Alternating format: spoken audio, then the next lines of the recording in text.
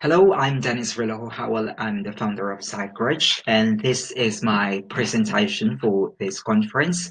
This is actually based on my proposal for my PhD research project. The full title of my research proposal is Promoting Resilience Through Mental Health Blogging, Basis for a Blog-Based Psychoeducation Intervention Among Filipino Students.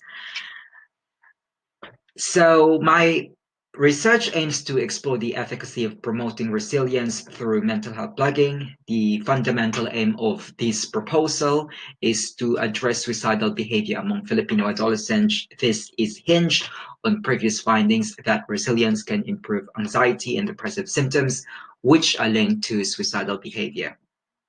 Writing therapy has been known to confer a range of psychological benefits, including the promotion of resilience. And this is based on my previous research, where I did a research about expressive writing to promote psychological well-being among adolescents. And then a new type of writing therapy has emerged. It's called mental health blogging. And the reason why I said that it's a new type of writing therapy is because before the internet, we've been doing writing therapy. We've been expressing our sentiments and our emotions through keeping a journal or through writing a poem.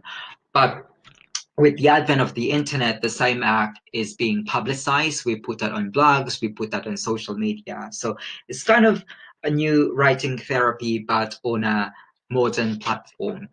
Now, I think as part of my introduction, it's also appropriate that I tell you about my background.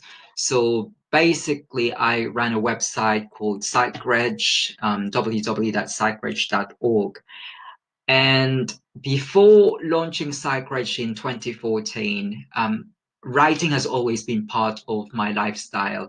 I've always kept a journal since I was 9 years old, and to this date, I still have my journal. So writing has really played a significant role in my life.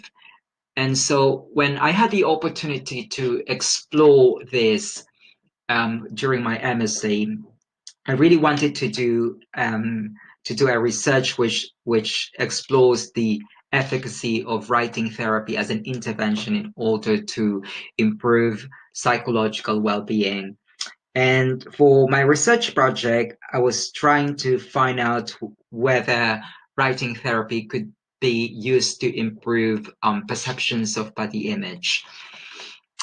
And then, so essentially, this research proposal for my PhD is an extension of that. Is an extension of my project during my MSc.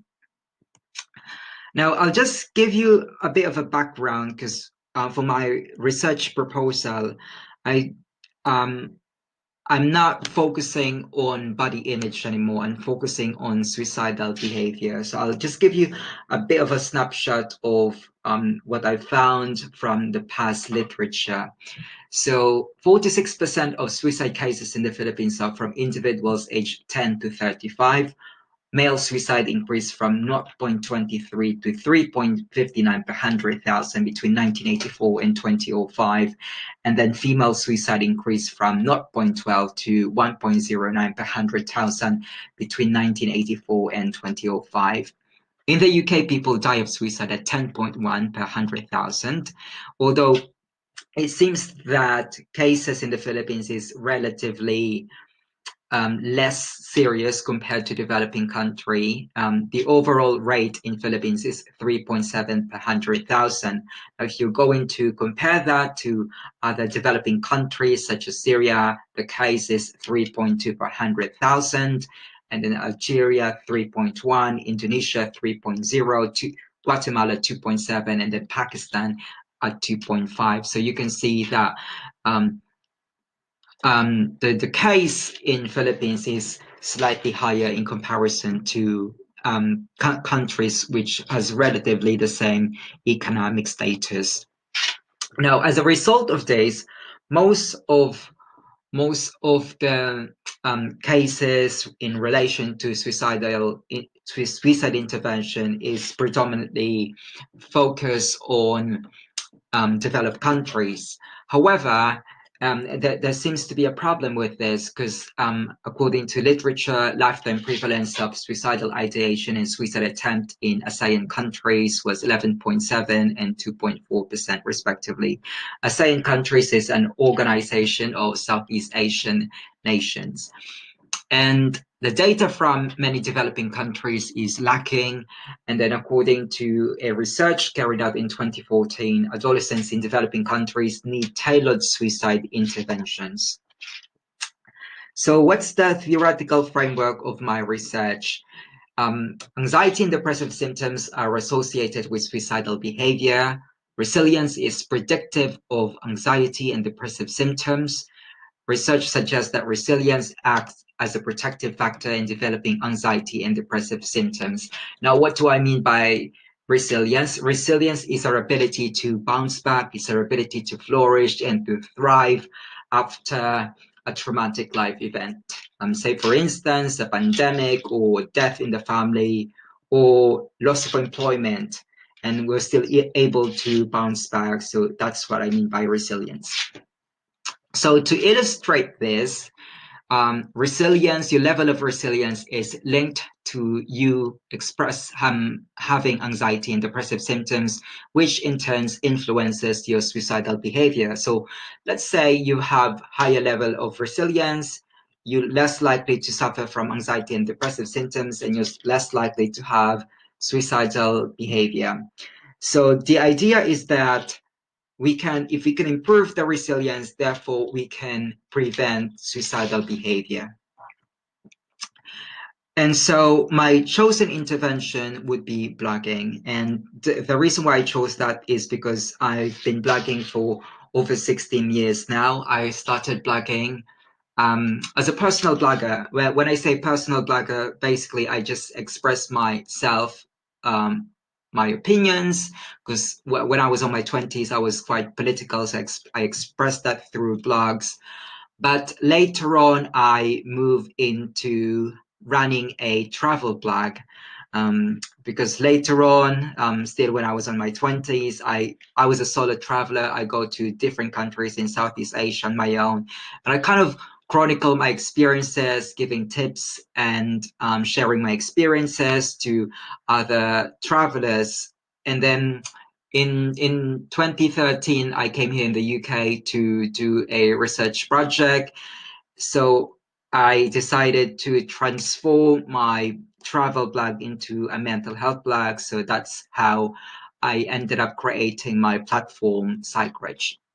So, but like what I've said earlier, I've always been interested about, the efficacy of writing therapy as an as an intervention. Now, to give you a bit of a background about writing therapy, here are some literatures that I found out. In 1965, Ira Prokhorov pioneered journal therapy. And then later on, it was popularized by James Pennebaker in the 1980s, and it's called expressive writing. And then with the advent of the internet, of course, we tend not to keep our writing anymore public, although, of course, some people still do that. And as I've mentioned earlier, we keep it on, we publish it on blogs, we publish it on social media. So, and it has also been found out that mental health blogs can offer psychological support. And also it has been found out that adolescents are unlikely to seek professional help and often resort to mental health blogs. So my research proposal, to the best of my knowledge, blogging has never been used to address suicidal behavior. I have 5 aims for my research proposal. First is to identify how adolescents conceptualize resilience to suicidal behavior, investigate anxiety and depressive symptoms among adolescents, and then to explore how adolescents perceive and consume mental health blogs. And then I also would like to provide a framework for developing a blog-based psychoeducation intervention. And then ultimately, I want to assess the efficacy of blog-based psychoeducation intervention in relation to suicidal behavior among adolescents. And I will carry out 4 stages for my study. The first one will involve a qualitative interview study, and then later on I will have a focus group study, and then out of those first two studies that I've carried out, I will refine my proposed Prague-based psychoeducation intervention, and then finally I will trial out my proposed psychoeducation intervention. So for my qualitative interview, the first stage of the study, I will invite 30 participants. They will be purposely sampled. All interviews will be tape recorded and transcribed for analysis. I will use Mux QTA, and then data will be analyzed using thematic analysis. And then for the next stage, my participants will be briefed on the Prague-based psychoeducation intervention, which was pioneered by Bonil and Nissim. I will inform them of the findings from the study, and then I will inform them of my proposed Prague-based psychoeducation intervention. And then out of those first two stages, I will refine my proposed intervention. So a survey will be administered to further refine the proposed Prague-based intervention.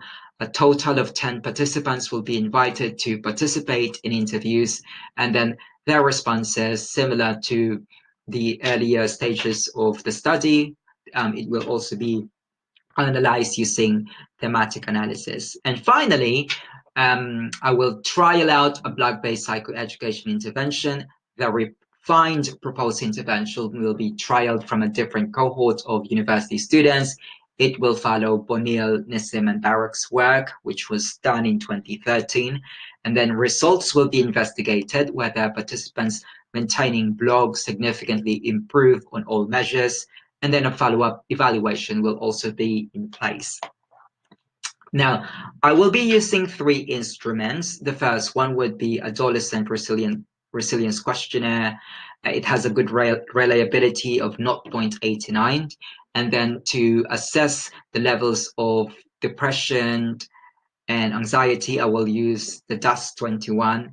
And then finally, I will use a self-made social activities checklist. And this is what my self-made activities checklist will contain. I will ask them whether they see friends on a weekly basis, whether, how often do they see friends, and then do they call their friends, do they do volunteer work, are they involved in educational trips, do they go out with family. Basically, it's just to assess the level of interaction.